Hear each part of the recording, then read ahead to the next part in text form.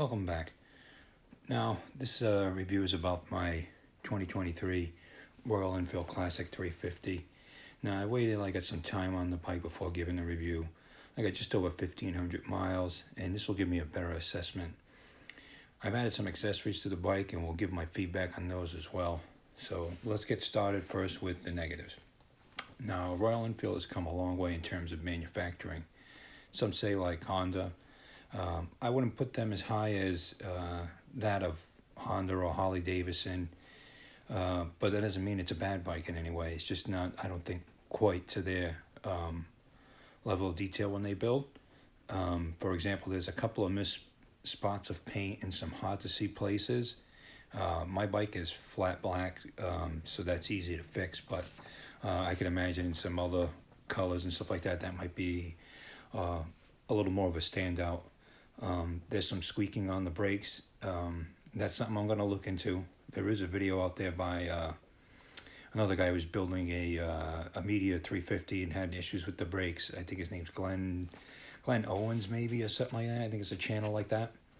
So I'm going to look into that. And I also did the first service on the bike, and you can see in my previous videos on that first service when I did the valves, I found that there was zero clearance on the valves, so that's not a good thing.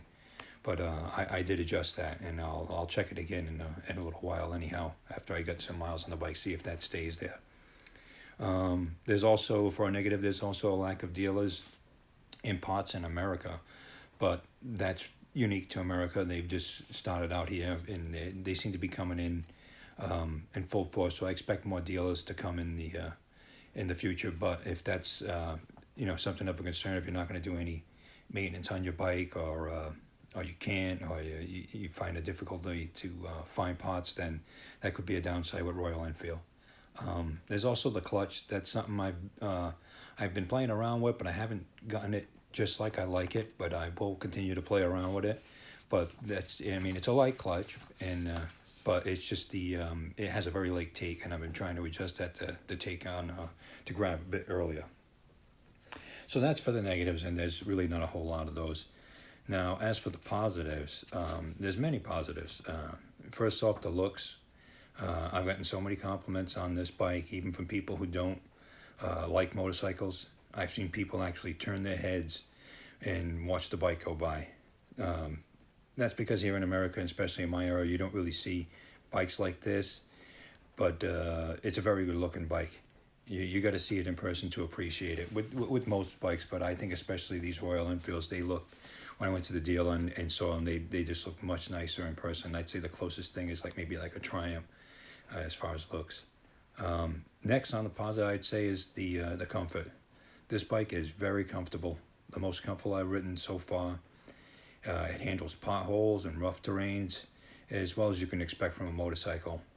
There's hardly any vibration too, and that's thanks to the counterbalance.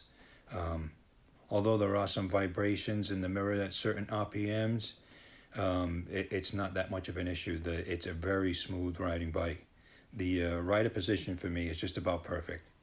The factory seat is good, but I would recommend the touring seat, and I said I'd give my feedback on that. I found the touring seat to be much more comfortable on longer rides, and it doesn't really increase the rider height that much that it would be anything to be concerned about. I would definitely go with the touring seat. As far as the handling, it's not a sport bike, but I find it to handle very well, especially at very slow, tight city streets where you make 90-degree turns or even sharper than that. Find it's great. Out in the countryside, winding roads, that's where I spend most of my time. Up and down hills, it handles it very well and always feels confident and stable. I have no issues with the handling or the tires that come with it. Some people think the tires are questionable. I think it's absolutely fine. Another plus is the engine. Now, with only 20 horsepower, 20 foot-pounds of torque, it's surprisingly enough for any situation. And we have some steep hills over here, and I found no problems at all getting up any hill with this engine. The top speed now is around 65, 70. which is enough for highway, at least around the highways where I am. So I really don't do a lot of highway riding because I consider highway to be the most dangerous roads to ride on. There's stuff in the road, people aren't paying attention. It's just higher speeds. Uh, I just stay away from highways. Basically, I spend most of my time in these windy country roads because that's where I live. Now, the bike can do highway, but if highway riding is what you mostly do, like if you're in different parts of the country, different parts of the world, maybe highway riding is something that you do, then this is obviously not the bike for that. It's not a highway, high speed bike, no fairing or anything like that. It's just there are a lot of options for that. There's also for the positive is the gearbox works exceptionally well.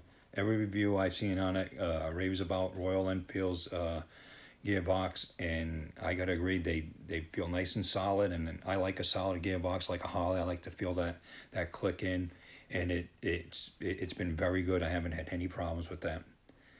The lights too, they do a great job. They're not LED, and I had a couple of night rides, and they were, where I am, it's out in the country. There's no street lights. There's really not any cars. It's very dark, and I found the regular beam on works fine, and of course the high beam works much better, but I have no issues with the light. The other drivers seem to see me just fine, so I think the light projects enough light. There was actually one morning on my way to work, it was extremely foggy, so I actually put the high beams on just so people could see me, and that seemed to work just great. And finally, there's the cost of the bike, which I think is the best value you can get. I mean, 4,700 out the door, and well, there's also tax and depending on where you are and registration, things like that. But just for the bike, 4,700. I don't see how you can get anything from any other manufacturer that's up to the level that Royal Enfield's giving you with this bike. And now my verdict. Okay, after having this bike for several months and over 1,500 miles, doing the first service myself, I can say I'm very pleased with the bike. I find the looks are still as good as when I first saw it. The ride is very comfortable. It would be nice to have more dealerships closer, but it's also having a bike. It's nice having a bike that not many people have. So there's the upside of that. So in short, I'm extremely happy with this bike. I have no plans on replacing it. The maintenance is very easy to do yourself if you're willing to do that. And yeah, if anything, I might get a second Royal Enfield, maybe the Hunter 350, because I had originally gone in for the Hunter 350, and I was also considering the Classic 350. But after bringing them both for a ride, I found the Classic to be just a more comfortable ride, and I really like the bikes, the looks on both the bikes.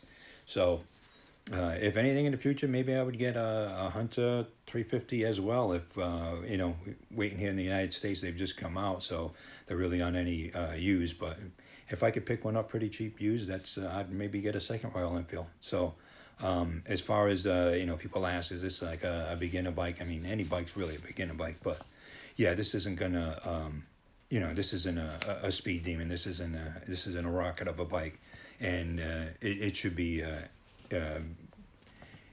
adequate enough for you to start out as a rider, but don't think of it as a beginner bike, because I've been riding for years, and I think this is a bike you can ride till till the very last rides that you want to go on. It's a great bike, very comfortable. The styling is excellent, and I'm very happy with it. So if you're considering getting one, I would say go down in person, ride it, and I think you'll be impressed. All right, so until next one, ride safe.